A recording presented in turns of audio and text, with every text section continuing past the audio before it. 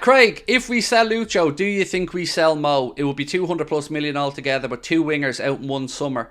Right. I feel like we've been streaming long enough now that we can get into the story and then work backwards from there. So, would I sell Lucho? For 100 million? Yes, I would. Honestly, I would. 100 million quid for a player who's what, 27, 28? And a player who's brilliant, by the way. I'm not saying for 1 second I don't like Lucho.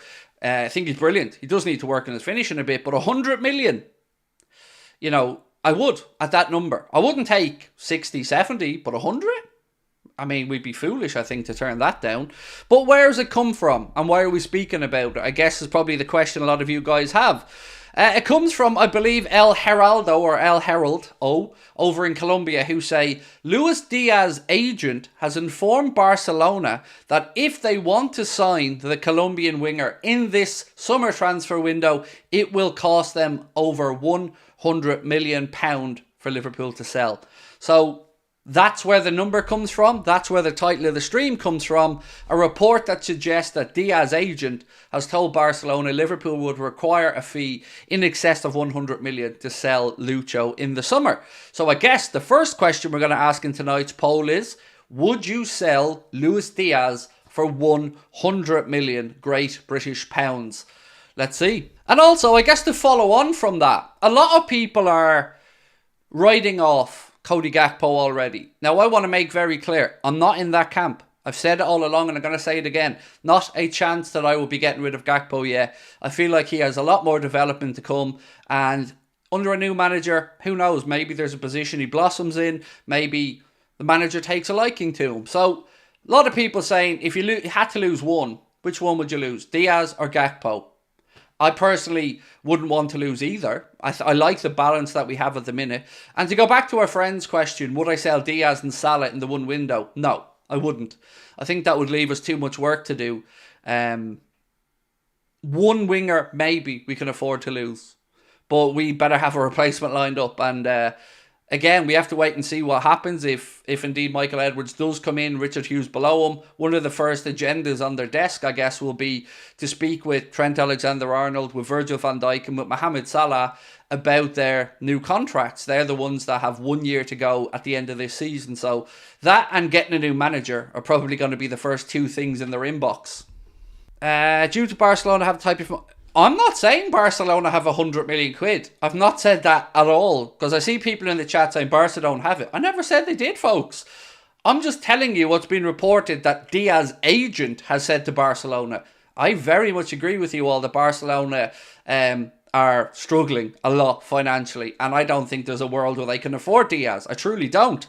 But if he wants a move to what is his dream club, his agent has told Barca that's apparently the number it's going to take. Not saying they have it, because I agree with you. I don't think they do. Right, let's have a look at the poll we put up earlier on, where we said, would you sell Lucho for £100 million? And so far, with almost 1,750 votes, 64% of you guys said yes, for 100 million, you would indeed sell Lucho. 36% of you have lost your damn minds. How could you not take £100 million, lads? Come on. He's not worth £100 million.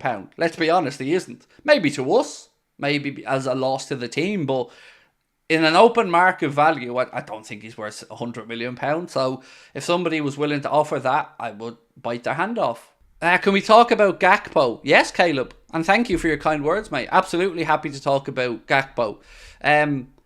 Liverpool fans, a lot of us, and I'm not including myself in this, seem to have a bit of a bee in the bonnet about Cody Gakpo. I'm relaxed about him. I think I'm kind of in the Jurgen Klopp camp of he's not got a consistent run in his favourite position. Klopp shifted him around quite a bit. And I think give the kid time. He's a young man and he'll settle. That's my take on Gakpo, honestly. I don't understand the rush for people to want to get the kid out the door and sell him. I don't get it. He gets on my nerves sometimes, but still love him. See, I feel like that about Lucho. Lucho gets on my nerves sometimes, but I still love him. Lucho's dribbling yesterday, his work rate, his energy, his fight, unbelievable. But his shooting? If I had hair, I think I'd have pulled it out. It's not always just about that one thing, right? The scoring of goals. For me, sometimes you got to look at the overall picture. Now, Gakpo reminds me somewhat of Joe Gomez, to the point of view of we can see there's some talent there, but we don't quite know yet where he might fit in week by week. You know, has he got a place he'll nail down on his own? Maybe not. But there is a lot to be said for having good quality utility players around the club as well. In times where you need somebody to fill in, left wing, in the hole behind the front three, through the centre.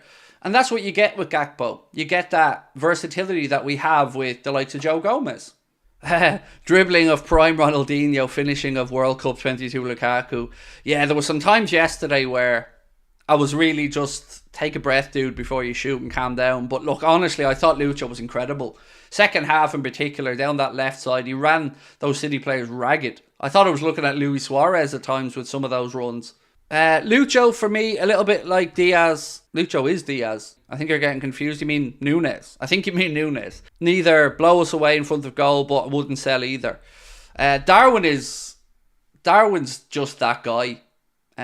He's incredible. Like, I'll tell you what, the biggest thing I can say is look at that game yesterday. Neither Darwin nor Haaland scored, right? But which one of them impacted the game? Because Haaland ghosted.